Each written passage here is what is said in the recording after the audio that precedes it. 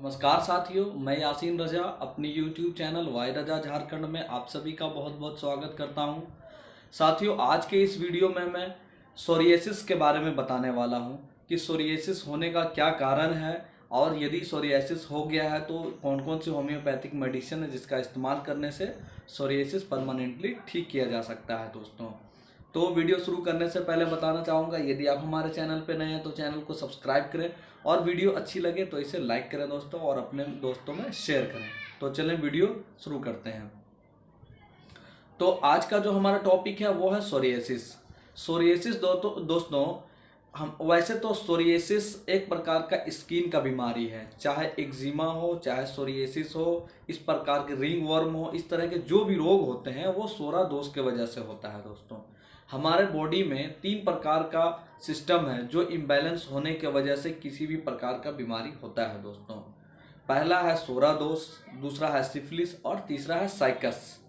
तो यदि आपको सोरा दोष की प्रॉब्लम है तो ही आपको स्किन डिजीज की बीमारी होगी, चाहे वो एक्जिमा हो, चाहे वो सोरियासिस हो, चाहे वो दाद हो यानी कि रिंग वर्म हो। यानी इस प्रकार के जो क्रोनिक बीमारी होते हैं वो सोरा दोष के वजह से होते हैं। यदि अगर इसे हम शॉर्ट में दूसरे भाषा में या दूसरे लफ्जों में अगर आसान भाषा में समझना चाहें तो सोरियासिस एक प्रकार का क्रोनिक ऑटो इम्यून डिजीज है। दोस्तों, तो क्रोनिक का मतलब जो होता है वो होता है काफ़ी लंबे समय तक चलने वाला बीमारी। तो सोरियासिस जो एक ऐसा बीमारी है वो काफ़ी लंबे समय तक चलता है। उसके बाद हमने जो दूसरा हमने इस्तेमाल किया ऑटो इम्यून डिजीज।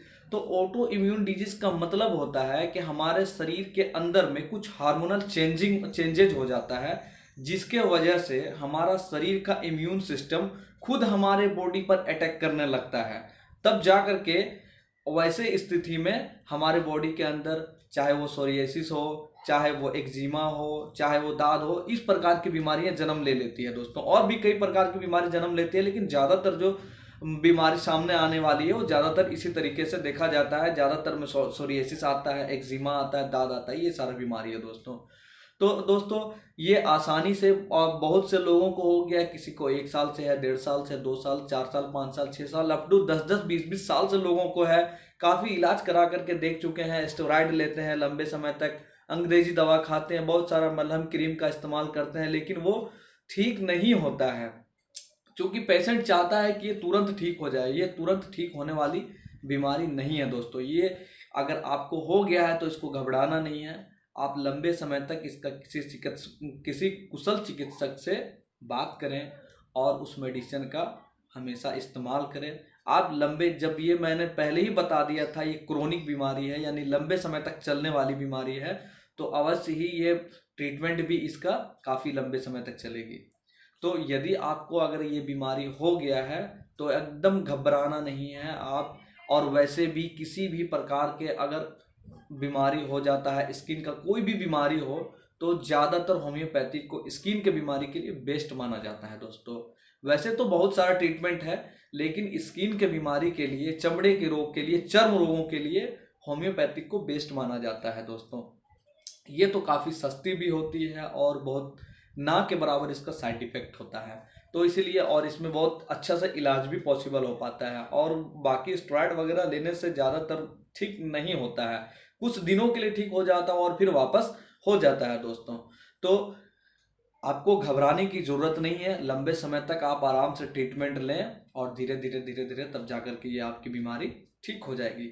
इसी के साथ साथ आपको आपके डॉक्टर जो परहेज बताते हैं, आपको वो परहेज अवश्य करना चाहिए। सभी डॉक्टर का अपना अपना मत होता है परहेज का। कुछ लोग खट्टे से परहेज कराते हैं, कुछ लोग बाहर सामान से परहेज कराते हैं, यानी कि नॉन वेज नहीं खाना है, मीट मछली अंडा नहीं खाना है, और बैगन है, कोड़ा कटहल, ये सब नहीं खाना है। तो सोरा दोष वाले बीमारी अगर जिनको है, खासकर मछली, तो एकदम ही उनको नहीं लेना चाहिए।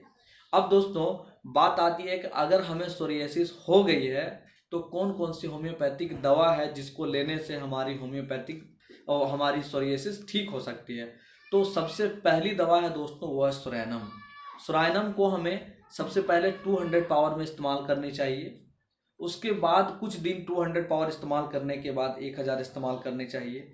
इसी के साथ साथ दोस्तों, जब आप अपने डॉक्टर से मिलेंगे, आप अपने डॉक्टर को मिल करके अपनी बात बताएंगे, जब वो आपकी बीमारी को देखेंगे, तो हर पेशेंट का उसके सिम्टम्स के हिसाब से एक अलग कॉन्स्टिट्यूशनल रेमेडी होती है, जिसके हिसाब से वो पेशेंट से बात करने के बाद ही पता चलता है दोस्तों। लेकिन ज़्यादातर जो सोरियासिस में यूज करने वाली दवा है या सोरियासिस के लिए जो प्रचलित दवा है दोस्तों, जिससे अमूमन सोरियासिस ज़्यादातर ठीक ही हो जाता है, उसके बारे में मैं बताने वाला हूँ। सबसे पहली जो है दोस्तों वो है सोराइनम। दूसरी दवा है दोस्तों R65। ये जर्मन सीलबंद कंपनी की आती है। R65 को आप इस्तेमाल कर सकते हैं। इसी के साथ साथ पेट्रोलियम को 200 पावर में 2 बूंद सुबह 2 बूंद शाम इस्तेमाल करना है। और तीसरी दवा है दोस्तों बायो कॉम्बिनेशन, वो टैबलेट फॉर्म में आती है, बायोकेमिक टैबलेट, बायो कॉम्बिनेशन 20। ये स्किन के लिए बहुत अच्छी होती है। तो बायो कॉम्बिनेशन 20 और R65 और पेट्रोलियम, तो इतनी दवाओं का इस्तेमाल आप करेंगे और अपने डॉक्टर के द्वारा बताए गए सलाह लेंगे। करता हूँ कुछ दिनों तक या कुछ महीनों तक इस्तेमाल करने से धीरे धीरे आपकी बीमारी खत्म होनी शुरू हो जाएगी और अंत में लगभग साल 6 महीना, जब लगभग कम से कम 6-7-8 महीना आप दवा का इस्तेमाल करेंगे तो उम्मीद है आपका पूरा ठीक हो जाएगा। वैसे तो डिपेंड करता है आपकी बीमारी कितनी लंबी है। आपकी बीमारी अगर आप 10 साल से आप बीमारी को पाल करके रखे हैं तो उसको छूटने में भी तो ज़्यादा समय लगेगा। आपकी सोरियासिस अगर 2-4-6 महीने की है तो वो जल्द छूट जाएगी। आपकी सोरियासिस अगर 5-7 साल की है तो भी लंबी समय लग सकती है। इसलिए इसमें घबराने की कोई ज़रूरत नहीं है। आप आराम से इसका ट्रीटमेंट लें, बस आपका बीमारी ठीक होगा होम्योपैथिक से। आशा करता हूँ दोस्तों कि मेरे द्वारा दी गई जानकारी आपको समझ में आ गई होगी और जानकारी अच्छी लगी होगी। जानकारी अच्छी लगी है तो वीडियो को लाइक करें, अपने दोस्तों में शेयर करें और चैनल को सब्सक्राइब करें। अंत में बताना चाहूँगा कि सोरियासिस जो है दोस्तों ये बहुत ही क्रोनिक बीमारी है दोस्तों। इसको ऐसे हल्के में नहीं लेना चाहिए। आप अगर सोरियासिस का ट्रीटमेंट लेना चाहते हैं तो किसी नज़दीकी डॉक्टर से सलाह लें। सलाह लेने के बाद ही किसी दवा का इस्तेमाल करें। आशा करता हूँ मेरे द्वारा दी गई जानकारी आपको समझ में आ गई होगी। आज के लिए बस इतना ही है दोस्तों, तो फिर मिलते हैं एक नए वीडियो में। अपना ख्याल रखें। जय हिंद, जय भारत।